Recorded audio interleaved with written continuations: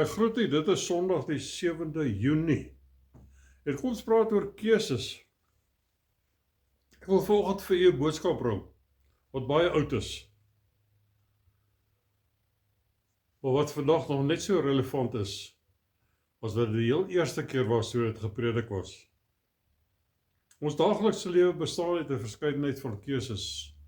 Wat sal ek aantrek? Wat is daar vir ontbyt? Wat is daar vir middagete of aandete? Met wie gaan ek eendag trou? Watter naam gaan ek my kind noem?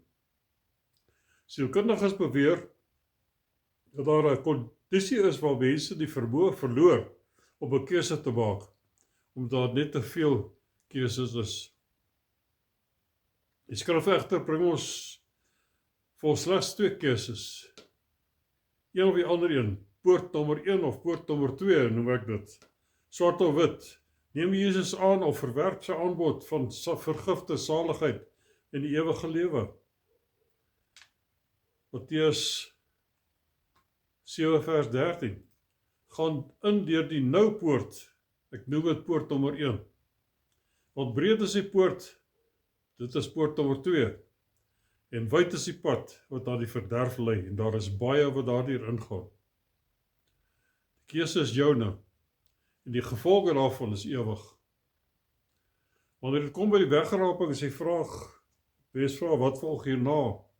En die antwoord daar is maar net, dit gaan wees wat jy eendag van die tyd in jou lewe oor besluit het.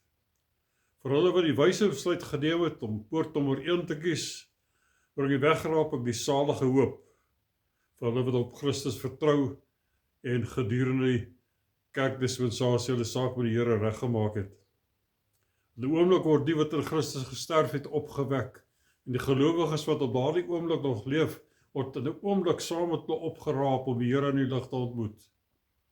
Ons verheerlikte liggame gaan ons saam met Jesus na die plek wat hy vir ons gaan voorberei het in Johannes 14 vers 2. Voor die regterstoel van Christus gaan ons loon ontvang en gaan ons saam met die hemelse skare juig voor die troon van God. Ons gaan ook in daardie tyd aansit aan die bruilofsmaal van die Lam. Heerlike fees waarvan Jesus vertel het in Lukas 14 vers 16 tot 24. Wil ons onsself voorstel hoe die hemel gaan wees? Gees openbaar klein deeltjies daarvan vir ons. 1 Korintiërs 2 vers 9, soos geskrywe is, wat die oog nie gesien en die oor nie gehoor en die hart van die mens nie opgekom het nie, wat God berei het vir hulle wat hom lief het. Want God het dit aan ons deur sy gees geopenbaar. Ongelukkig is daar baie gelowiges wat nie veel oor hierdie dinge dink nie.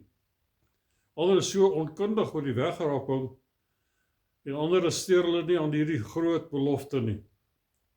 Ons volgehoue aansporing aan gelowiges is om waaksaam te wees en te werk terwyl dit dag is, terwyl ons Jesus se spoedige koms te wagte is.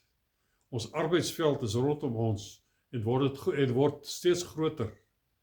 Hierdie arbeidsveld is vol van hulle wat die verkeerde besluit geneem het, of besig is om te neem en bestem is tot oordeel.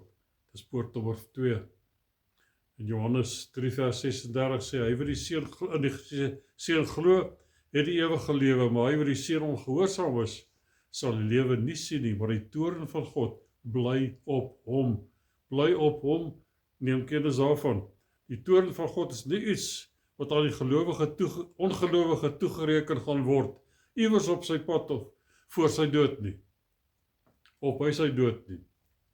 Dit is 'n oordeel wat steeds op hom is en op hom bly. Koning Dawid het hierdie toestand van elke mens verstaan, toe hy geskryf het Psalm 51 vers 7, kyk, in ongeregtigheid is ek gebore, en in sonde het my moeder my ontvang. Mens word nie 'n sondaar wanneer hy sonde gedoen het nie, of wanneer hy sonde doen nie. Hy sondig omdat hy as sondaar gebore is. En die mens het genade nodig. Want uit genade is julle gered, deur die geloof, en dit nie uit julle self nie. Dit is die gawe van God, Efesiërs 2 vers 8.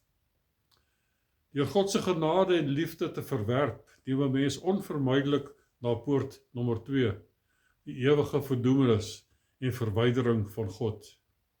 Na die wegraping sal hulle wat Jesus verwerp het, oorweldig word deur 'n wêreld wat in chaos gedompel is. Met die verwydering van die terughoudende invloed van die Heilige Gees gevulde kerk van Jesus, sal humanistiese en goddelose praktyke elke vlak van die samelewing binnendring en oorweldig. Daar sal ook 'n wêreldwye ekonomiese ineensorting plaasvind en die oorloë sal uitbreek wanneer nasies en faksies sal kompeteer vir wêreldoorheersing. Wetteloosheid en geweld sal skerp styg en dit sal net erger word. En te midde van al daardie chaos sal die Antichrist daar opstaan en dan sal God kom en sy toorn uitgiet op die aarde vir hele 7 jaar lank. Ook hulle wat deur hierdie jare smarte beleef sal getref word deur die toorn van die lam, Openbaring 6 vers 16. Dan sal 1/4 van die wêreldse bevolking sterf en net daarna 1/3 van dit wat oorbly. En daar so in die middel van die verdrukking, met alle woorde, die helfte van die mense op aarde sal uitgeroei word, insluitende baie van die wat nou wag met 'n besluit tot na die wegraping. So erg sal dit wees, Openbaring 9 vers 6. Die dae sal die mense die dood soek en dit nie vind nie. Hulle sal verlang om te sterwe en die dood sal vir hulle wegvlug.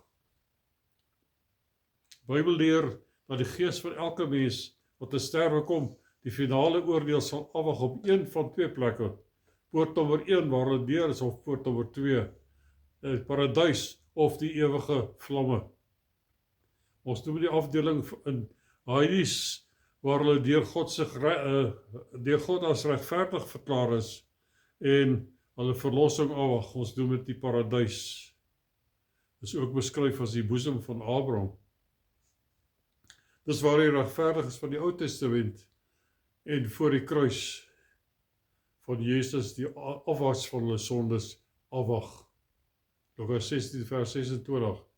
En by dit alles is daar tussen ons en hulle 'n groot kloof gevestig, sodat die wat hiervandaan wil oorgaan na hulle nie kan nie, en die wat daar is nie na ons kan oorkom nie. Verskil tussen die verdoemenis en die paradys. Ons verstaan dat Jesus in sy dood in Hades neergedaal het.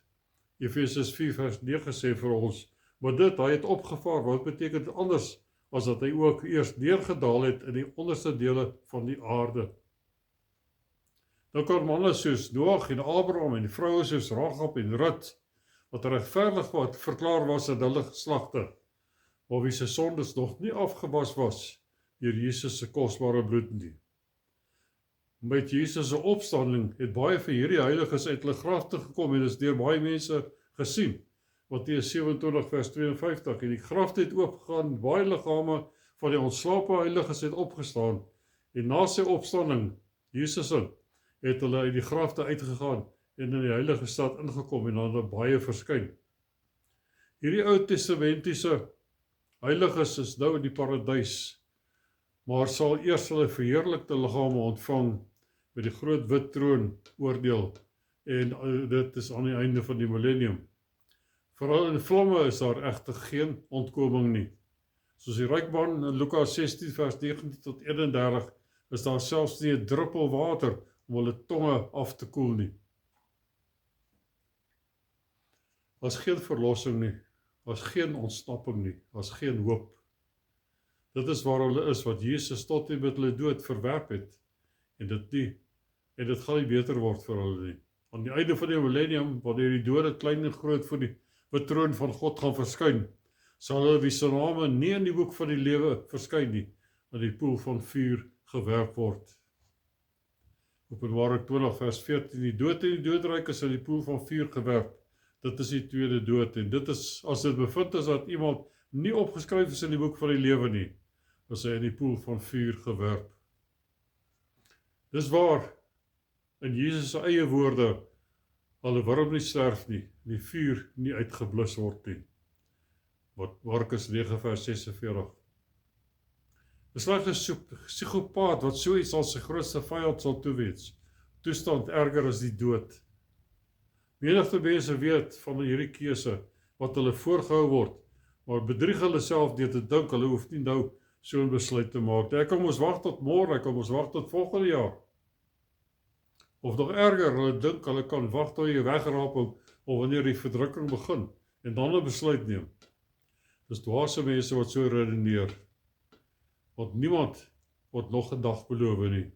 Lukas 12 vers 19 vertel Jesus van hierdie ryk man en hy sê, ek sal vir my siel sê, siel, jy het baie goed wat weggesit is vir baie jare. Neem rus, eet, drink, wees vrolik. Want God het aan hom gesê, jou dwaas, hierdie nag sal hulle jou siel vir jou afeis. Misleiding is aan die orde van die dag, in daardie tyd na die wegrapel. 2 Tessalonisense 2 vers 9. Hy wie se koms is volgens die werking van die Satan met allerhande kragtige dade en tekens en wonders van die leuen, en met allerhande verleiding van ongeregtigheid in die wat verlore gaan, omdat hulle die liefde tot die waarheid nie aangeneem het om gered te word nie. God is verdraagsaam en hy is liefdevol, en hy wil nie dat iemand moet vergaan nie. Maar daar kom 'n punt wanneer God se verdraagsaamheid gaan ophou, en dan is die kans verby. Dit wat op die spel is, en die ewige gevolge van die keuse wat jy maak, is groter as wat ek jou kan voorhou. Ek bid dat jy dit wat hier gesê is, ter harte sal neem, en dat jy die regte besluit sal neem. Jy sal die wyse besluit neem, of het jy dit reeds 'n verkeerde besluit geneem? Ek sluit af. Ons sal waarskynlik nooit hier op aarde ontmoet nie, maar ek hoop om jou eendag in die hemel in ons verheerlikte liggame te kan sien. Die keuse is joune. Mag die Here jou seën.